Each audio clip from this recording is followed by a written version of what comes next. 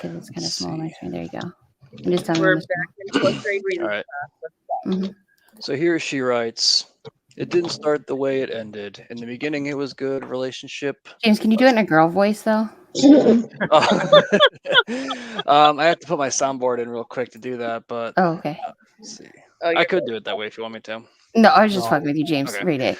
Yeah. All right. And this is sad. Warning, guys. It is really sad right. to hear. All right. okay. It didn't start the way it ended. In the beginning, it was a good relationship, but slowly things went south over the course of years. In 2014 is when it began to fall apart. Our workplace shut down for a remodel, so we were relocated to another store an hour and a half away. We worked the same shift, so it was easier on both of us. This is when it became apparent that it wasn't as important as I thought. While he ate out at restaurants with his crew, I wasn't eating, or if I did, it was the cheapest I could get. I would dig for change in the car sometimes just to get something to make it through the day. He never offered or asked if I needed money for lunch. He didn't offer to take me to a restaurant or even try to have lunch with me, even though we had the same shift. It didn't stop there, though. At home, it was always what he wanted to do, what he wanted to watch or listen to. Only times I got any chance of watching what I liked was when he wasn't there. It was on phone or laptop. My friends wouldn't come over for a party. He would give a certain look if my quirky personality came out. He didn't like my weird personality, especially around others. I would apologize for me being me. I would shut down and be quiet the rest of the party. Thank you. Becoming the right there's good. Thank you. Becoming the wallflower.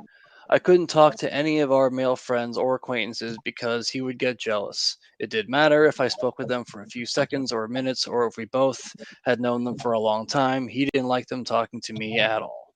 It was around the time my father and grandfather passed that I reconnected with my childhood friends. He had even gotten extremely jealous over him, even though he lived 3 hours away, even go so far as to refuse to come to my grandfather's funeral and carry the wow, really? Even going so far as to refuse to come to my grandfather's funeral and carry the casket. I had to get another friend of ours to stand in his place. The jealousy got so bad, he demanded I stop talking to him. He went so far as to punish me, which I found out much later was considered marital rape. November of that same year, he died in a motorcycle accident, and the only thing he said was he was glad he was gone. He started staying at his mother's, but at the time, his father was dying of cancer. So at the time, I didn't think much of it. You know, family matters. He would come by and visit every so often to see my eldest daughter and our daughter. Around that time, we found out we were pregnant with our second daughter. His father passed at the end of November. All the while, he was at his mother's. He had been going to the bar to hang out with a quote unquote friend. I'm sure if anything happened between them,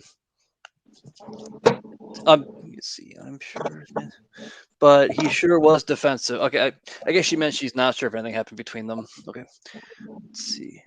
But he sure was defensive over it and had kept it a secret for at least a month. He remained at his mother's and came by here and there, or when I had to go to the doctor. It wasn't long before we found out our little girl was diagnosed with Down syndrome. That I was carrying was diagnosed with Down syndrome. As the pregnancy progressed, he slowly started to disappear from the scene. When it was time for her to come, he was there, but disappeared shortly after she was born. It was then when I was alone in the hospital room, the pediatrician came and told me she needed to go to the Women's Hospital of Texas. By then my mother and daughter had shown up to see her before they took her by helicopter to Houston. Then my mother and daughter had shown up to see her before they took her by helicopter to Houston. Once I was alone again, I cried and cried because I couldn't go with her. I was stuck in the hospital. I felt like a terrible mother for having her a little early. I felt so alone in that big room with no one there with me. He didn't even call to check on me. The next day, I was released late in the afternoon with him picking me up and bringing me home before he went back to his mother's. I finally got to my little girl the next day when he came and got me. We took an hour and a half trip to the hospital, neither of us saying much. Thank you. We only stayed for 30 minutes or so before he decided it was time to leave. Sadly, I can only count on one hand the times he took me to Houston to see her. I had to rely on family, friends, and travel services through Medicaid to go see her. I was broken, I was depressed.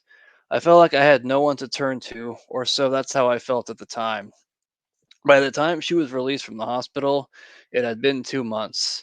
He came with me because we had to room in to make sure we could handle having her home with a heart monitor. That night, Wow. I was only up with her. By the morning, I was a frazzled mess. After getting her home, he only stayed here to help twice before he disappeared again. When it came to her appointments to specialists, he showed up a couple of times. The rest of it was with me, with with two other children at home. Luckily, my mother and grandmother was helping me with them. All the work that had to be done at home was on me and only me. My mother being disabled and my grandmother being up in her years really put a damper on having help. Finally, in 2017, after my cat passed away, because of his stand up window unit and the cold reply I got from over it, something in me snapped and I was just done.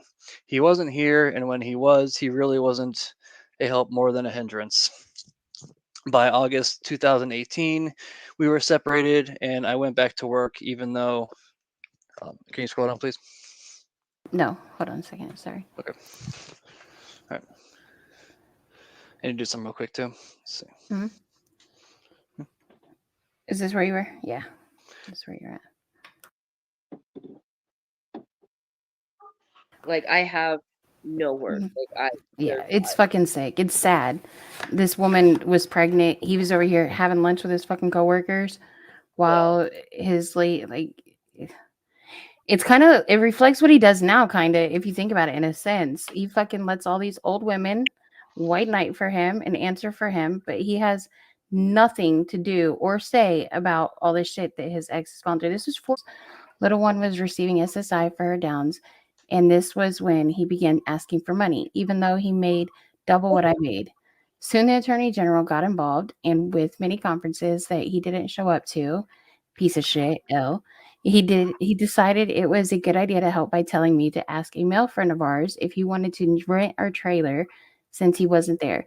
And I was staying at my grandmother's to help her. I asked him twice if he was sure about letting him move in there. He said yes. He was fine with it. About a month later, I get a call from him saying that I was sleeping with him. I was beyond furious. I was beyond insulted. I felt so much disrespect from him when it was his idea in the first place. He calls back a few days later, says he wants to work things out with me.